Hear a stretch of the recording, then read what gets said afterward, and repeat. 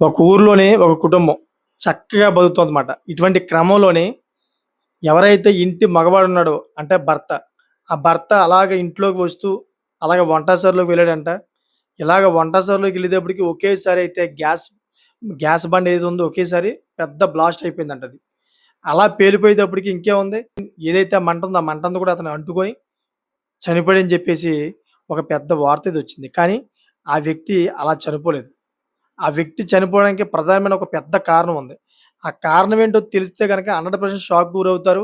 అంతేకాకుండా భయభ్రాంతులకు కూడా గురవుతారు. అంతేకాకుండా మనం జాగ్రత్త కూడా పడతాంమాట. అటువంటి సిట్యుయేషన్ ఏర్పడింది ఆ వ్యక్తికి. అసలు ఏం జరిగిందనే విషయం ప్రతీది కూడా మీకు చాలా క్లారిటీగా చెప్తాను.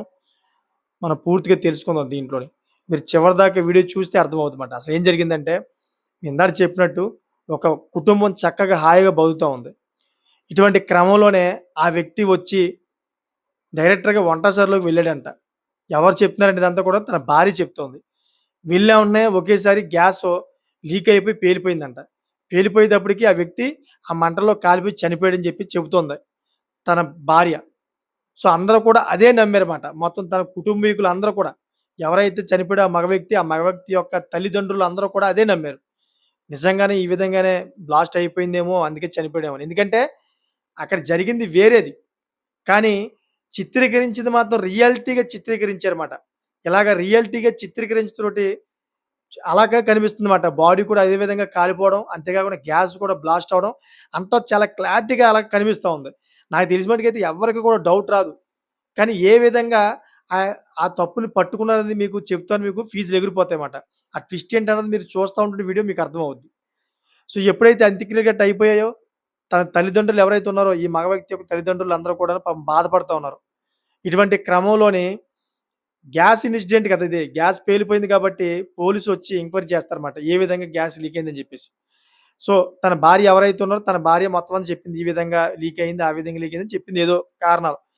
చెప్పిన తర్వాత ఈ పోలీసులు చాలా డీప్‌గా ఆలోచించారన్నమాట. గ్యాస్ ఏ విధంగా లీక్ అవుద్ది? తన భార్య ఎవరైతే ఉన్నారో తన భార్య చెప్పే విధానంలో కొంచెం పోలికలైతే లేవు.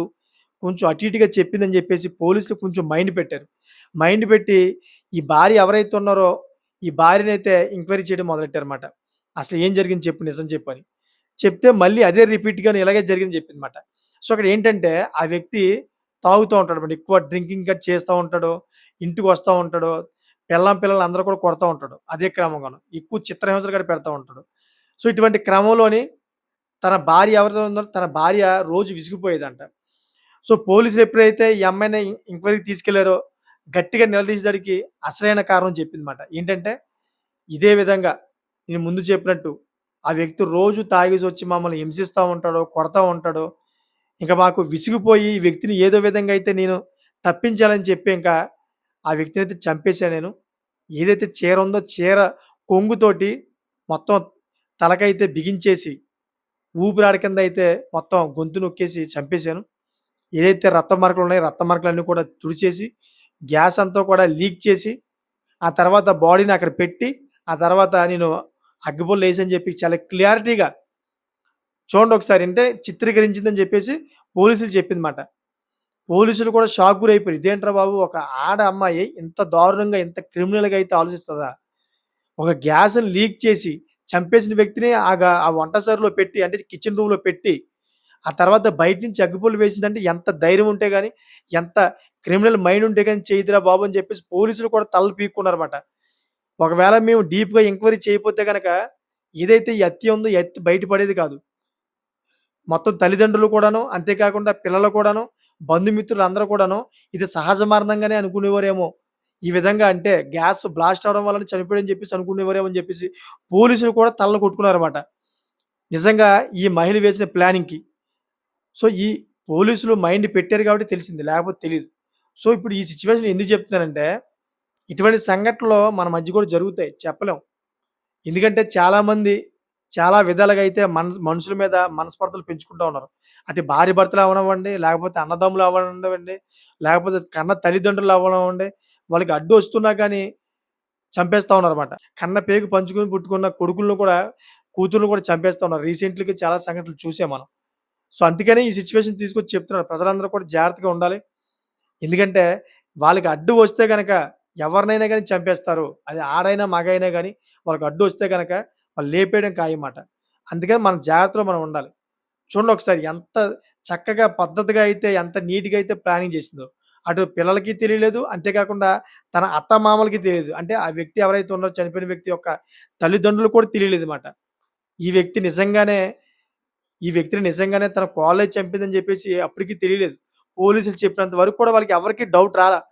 ఎప్పుడైతే పోలీసులు తన తల్లిదండ్రులకు చెప్పారో, మీ కోడలే మీ కొడుకుని చంపాడని చెప్పేసి చెప్పారో, పాపం తల్లిదండ్రులు ఒకేసారి షాక్ గురయ్యారు. ఇదేంటిది మా కోడలు చంపడం ఏంటి? మా కోడలు చాలా మంచిదని చెప్పే విధంగా అయితే మొఖాలు పెట్టారన్నమాట.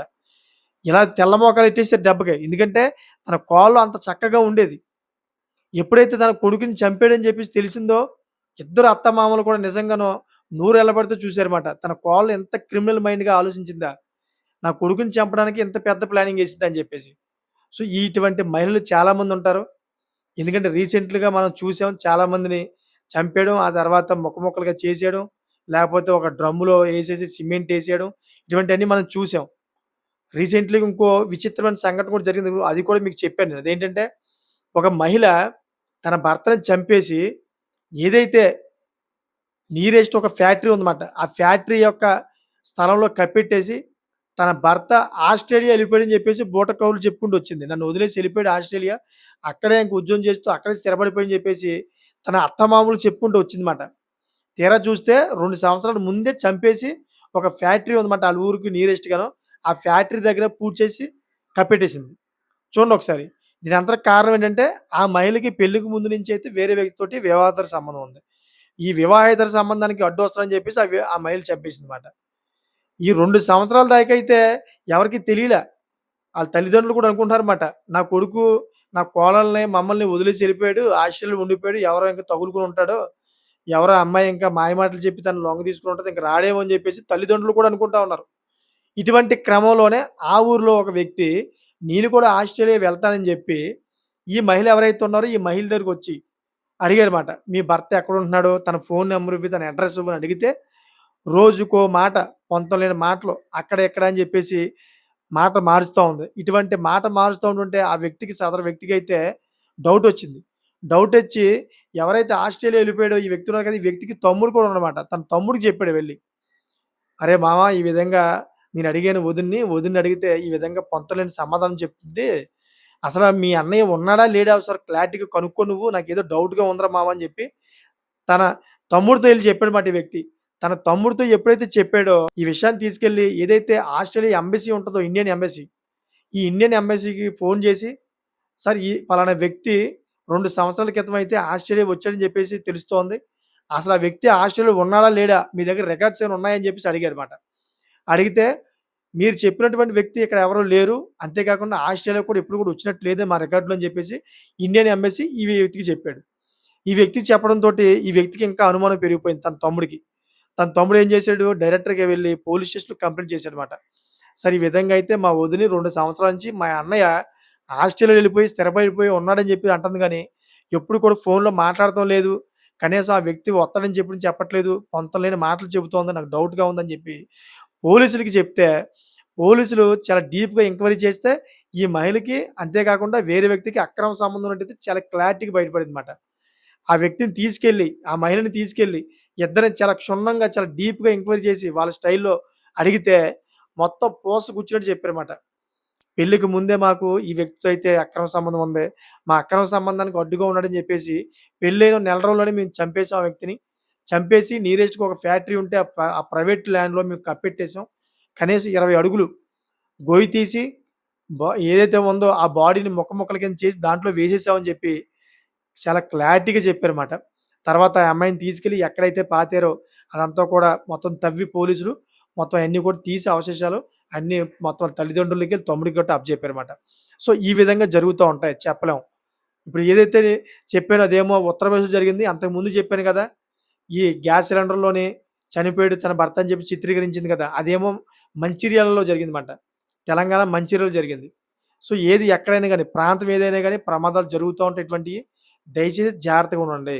జాగ్రత్తగా లేని పక్షంలో ఇటువంటి ప్రమాదాలు జరుగుతాయన్నమాట. సో, చూసారు కదా! ఇటువంటి లేటెస్ట్ ఇన్ఫర్మేషన్ ఎప్పుడు కూడా ముందుకు తీసుకొస్తా ఉంటాను. దీని మీద ఏమనిపిస్తుందో మీకు మంచి కామెంట్ చేయండి. ఆ కామెంట్ 10 మందికి ఉపయోగపడేలాగా అన్నమాట. అనేటువంటి కామెంట్ చేస్తారని కోరుకుంటున్నాను. Thanks for watching friends.